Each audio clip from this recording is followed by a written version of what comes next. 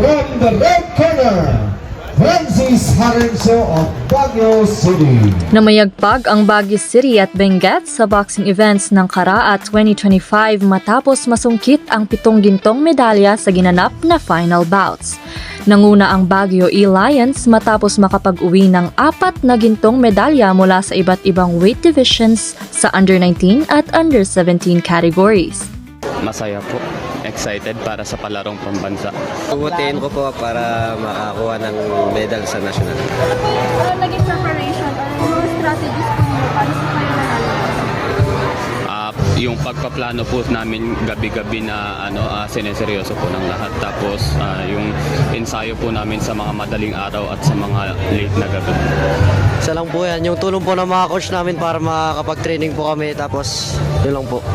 Sa akin naman, sacrifice. Kailangan ng sacrifice para sa kung gusto mo talaga yung mag-boxing at mag-training, kailangan mag-sacrifice sa mga ibang bagay. Kaya inuuna ko yung ensayo kasi nagsasacrifice din ako.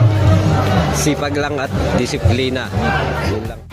Samantala, nakakuha naman ng 3 gintong medalya ang Benguet Stingers sa under-17 categories. Masaya po ako dahil nanalo ako at makakapasok na po ako sa palarong pambansa.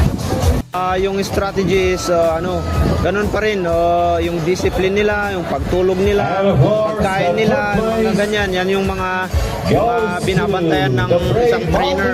Bagamat maikli lamang ang panahon ng training ng ilang koponan, patuloy pa rin ang kanilang paghahanda para sa mas malaking laban sa pambansang kompetisyon.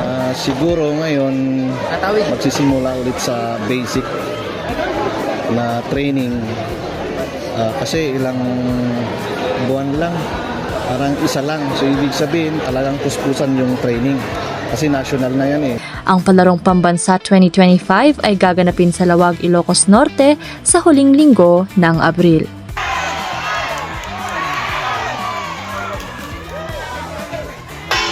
Ito si Blasa Joy Manuel, nag-uulat para sa Herald Express Balita.